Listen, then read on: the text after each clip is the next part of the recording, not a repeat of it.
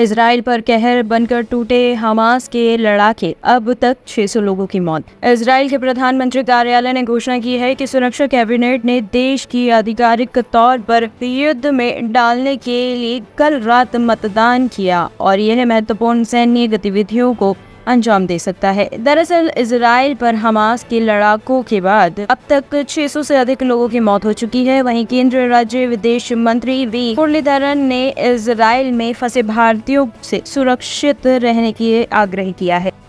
Prime Minister has already very specifically mentioned that we are shocked at the terrorist attack on Israel and we stand in solidarity with the people of Israel.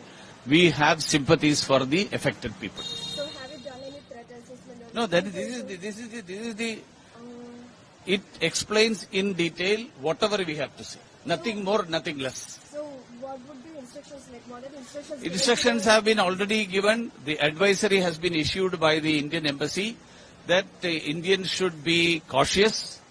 Indians should stay close to the places of their regular stay of thing, and for any requirement, they should inform and be in touch with the Indian Embassy. So do India has any plans to intervene in this situation to resolve the conflict? Embassy's advisory is the direction to all the Indians. So like do India has any plans? No, that is why that Prime Minister has said.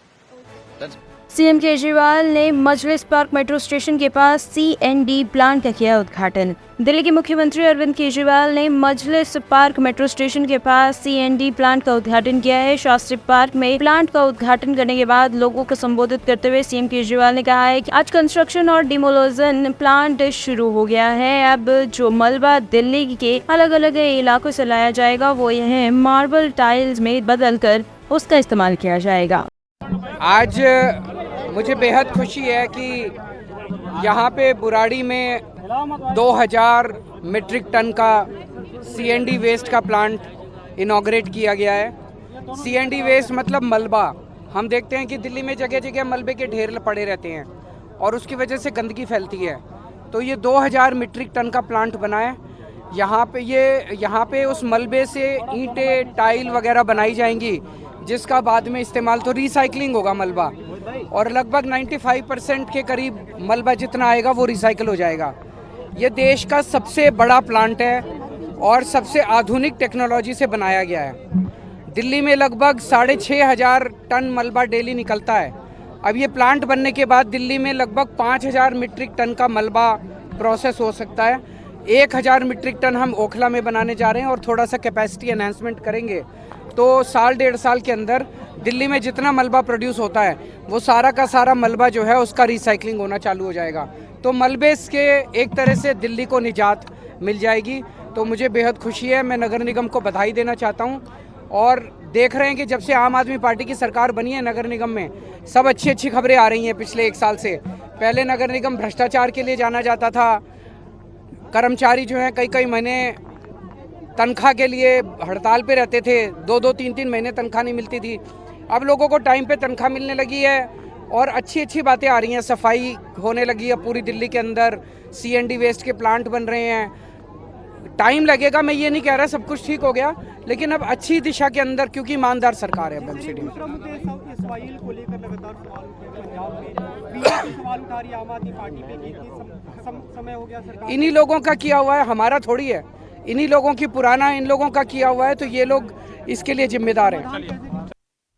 Ghaziabad में अश्लील हरकत का विरोध करने पर बच्ची की गला दबाकर हत्या, आरोपी गिरफ्तार। गाजियाबाद कोतवाली थाना क्षेत्र स्थित केला भट्टा में मामा ने 7 वर्षीय भांजी के साथ अश्लील हरकत की थी। इस हरकत को बताने की बात जब मासूम बच्ची ने की तो उसका मुंह दबाकर उसे मार डाला गया। आरोपी 27 वर्षीय इमरान को पुलिस ने मेडिकल के लिए एमएमजी अस्पताल लेकर आई है, जहां उसने पुलिस कर्मियों के पिस्टल छीन कर भागने की कोशिश की। पुलिस की जवाबी कार्रवाई में उसकी गोली लग गई है और आरोपी इमरान घायल हो गया।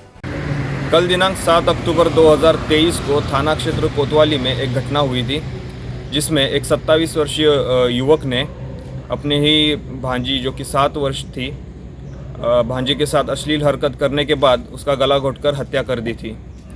पुलिस ने तुरंत ही घटना का संज्ञान लेते हुए सुसकन धाराओं में एफआईआर पंजीकृत की थी और अभियुक्त को गिरफ्तार कर लिया था। इसी क्रम में अभियुक्त का मेडिकल परीक्षण करने के लिए उसे एमएमजे अस्पताल लेके गए थे। वापस लेते मेडिकल परीक्षण के बाद जब उसे अस्पताल से वापस ले आ रहे थे, तभी उसने जो उसके साथ पुलिसकर्मी थे उनका पिस्टल छीनकर भाग जाने की कोशिश की। इसी के दौरान उसने पुलिस के ऊपर फायरिंग भी कर दी। पुलिस ने आत्मसंरक्षणार्थ जो फायरिंग की उसमें उसके पैर में गोली लगी और वो घायल हो गया। पुलिस ने उसको जो घायल अभियुक्त है उसको उपचार के लिए अस्पताल भेज दिया है और आगे की अग्रिम विधिक कार्रवाई चल रही है। ब्यूरो रिपोर्ट टीम तफ्तीश न्यूज़।